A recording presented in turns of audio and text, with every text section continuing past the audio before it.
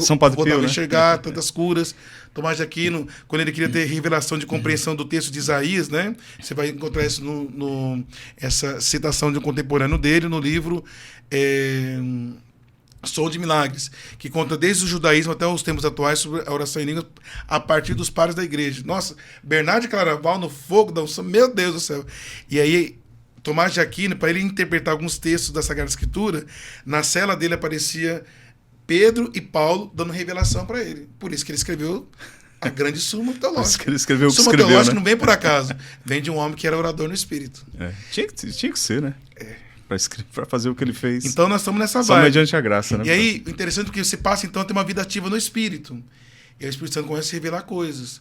Você começa a ter um entendimento diferente da palavra, porque, segundo a Dei Verbo, um dos 4 documentos mais importantes do Concílio Vaticano II, vai dizer que os escritores da Sagrada Escritura escreveram sobre o influxo do Espírito. Sim. Então, mesmo o Espírito da Graça que ajudou eles a escrever, é aquele que, quando você ora em língua, ele vai dar entendimento do que foi escrito. Lógico, sempre à luz da tradição, do magistério da igreja, mas uma revelação pessoal para a sua prática de vida. Quantas pessoas, por exemplo, nesse caminho de oração em línguas, estão se aproximando, marido e esposa se reconciliando, porque não precisa o padre dizer na missa mais para eles. Eles estão aprendendo a ter os ouvidos sensíveis à voz do Espírito. Como está orando constantemente, está crescendo nessas atmosferas, realidades sobrenatural, então os ouvidos estão se tornando sensíveis, então a consciência se tornando mais iluminada. E o que acontece? Consciência iluminada pela graça de Deus. E o Espírito Santo falando assim: pede perdão para tua esposa. Vai, pede perdão.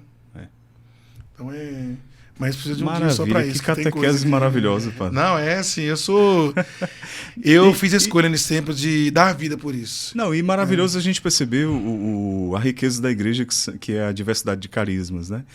De carismas, manifestações do Espírito Santo, os carismas chamados os infusos e os efusos, né? Tanto, todos eles. Sim. Isso tudo é muito... É maravilhoso a gente contemplar isso. Maravilhoso. E como o senhor tem contemplado todos esses testemunhos todos que o senhor tem recebido, né? Por onde o senhor passa, tem testemunhos. Vem arrastando. Não, nesses 10 dias são demais. O Instagram tem que ter uma coisa para controlar ele. Assim. E participando aí da Quaresma de São Miguel, hein? E é legal porque, assim, a princípio eu pensava que... nós íamos no carro conversando. É que, assim, como eu assumi isso agora, então eu estou tendo o retorno das pessoas. Então, eu pensava, por exemplo, eu mesmo. Hoje, eu criei uma prática de orar em línguas todos os dias. Hoje, por exemplo, as homilias da missa de domingo, sobretudo dia de quarta-feira, de mais específico, né? Mas domingo, eu, antes de ir para os textos espirituais, aprofundar a palavra de Deus, eu tomo a liturgia do domingo, vou no Santíssimo e começo a orar em línguas. Enquanto Deus não fala aquilo que Ele quer, eu não saio dali. Geralmente é meia hora, 40 minutos, orando.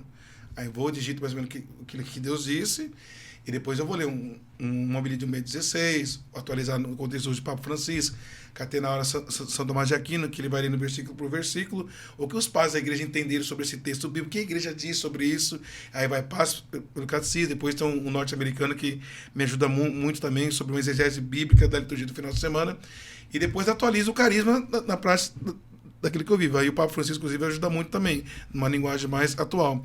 Mas o tranquilo princípio... preparar a homilia, né? Tranquilo. Umas 3 horas e meia, fazer um vídeo de 20 minutos, dá certo.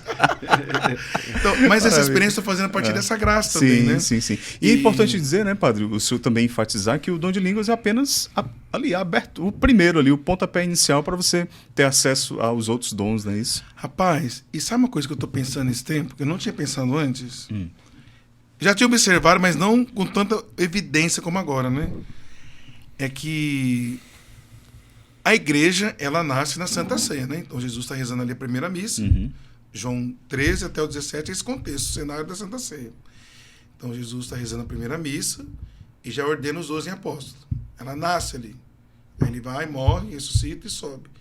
Quando o Espírito Santo desce em Atos 2, aí ela começa a caminhar ativamente. Só que antes dela começar a caminhar, o texto bíblico diz, né, Atos 2, de 1 a 5, que eles ficaram, que todos, não foi um ou outro, todos ficaram repletos, cheios do Espírito Santo e começaram a falar em outras línguas. Então, essa expressão, essa oração carismática, nessa cultura de Pentecoste que a igreja nasce, interessante pensar, né? Eu estou refletindo, não tenho resposta para isso ainda, quero até encontrar uns bons teólogos para estudar sobre isso, mas os primeiros que com quem nasce a igreja, começa a caminhar sobre a graça do Espírito Santo, todos eles oravam em línguas. O senhor acha que a renovação carismática, né, com a pregação dos dons do Espírito Santo, veio trazer assim um retorno da igreja aos primeiros cristãos ali, aquele modo de vida e essa prática de utilização dos dons, que era natural, né, como o senhor mesmo falou. Rapaz, eu gosto Pedro passava e a sombra de Pedro curava, né, os que estavam ali na... Rapaz, eu gosto de estar mexendo com o meu TCC, faz isso não, hein? Então, tem que marcar outro, então. Ixi, Maria, vai dar assunto, podcast, hein? vai dar assunto. Fazer uma série. Pano pra manga, mas né? assim, em síntese... Mas dá um renovo na igreja, né? Porque assim... A partir do Concílio Vaticano II, que foi ali mais ou menos naquela época, né? Porque, na verdade, o contexto do concílio é século XX, né? Ali no século XIX, na segunda metade do século XIX, nós temos, de um lado... duas contemporâneas que marcam a história da igreja, né? De um lado, em Lisieux, na França, Teresinha do Menino Jesus, que começa a ser tomada pelo Espírito Santo e começa a escrever sobre a misericórdia, sobre o rosto, a falar do Pai, aí que retoma essa visão do Pai que até então... Pai amoroso, né? Pai amoroso, Pai misericórdia, é tratado como louco, enfim. E no mesmo período que ela, só que lá na Itália, em Lucan, tem a Helena Guerra. E aí... Menos conhecida, né? Menos conhecida. Bem menos, né? O Espírito Santo começa a incomodar ela também. E ela, ousadamente, escreve para o Papa, dizendo que teria que consagrar o século XX ao Espírito Santo e também que a igreja precisaria voltar, em vez de sermão, a falar da palavra de Deus. Daí começa o princípio do resgate da homilia, que até então, durante bons séculos, foi o sermão, a falar sobre a palavra de Deus e também rezar pedindo o Espírito Santo. E tem toda uma riqueza de doutrina, mas o Espírito Santo utiliza essa irmã do convento, que depois ela é conhecida como apóstola do Espírito Santo, né? E o Papa assim o fez. No dia 1 de janeiro, o Papa Leão XIII consagrou o século XX ao Espírito Santo. Então começa a nascer, falando aqui no contexto da Igreja Católica, né? Sim. Começa a nascer movimentos de renovação espiritual. Aí começa o movimento bíblico, o despertar do pessoal estudar, entendeu? Movimento litúrgico, movimento... Qual é o outro que eu não me lembro agora também? Eu sei que o movimento bíblico são 5. Agora de cabeça eu não me lembro todos. E todos esses movimentos, isso na primeira metade do século XX.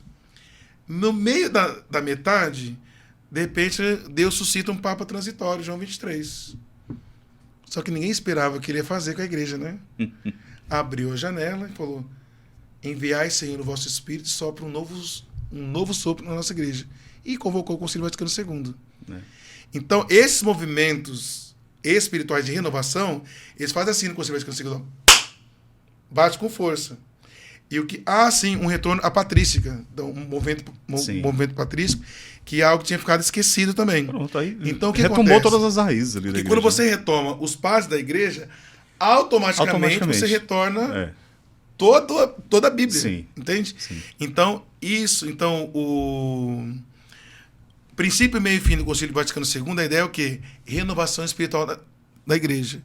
Encerra o Concílio Vaticano II, não dá 2 anos, renovação. Começa como fruto, tem um teólogo Barruffo, italiano, ele diz que o movimento carismático é movimento, não é um grupinho, é movimento.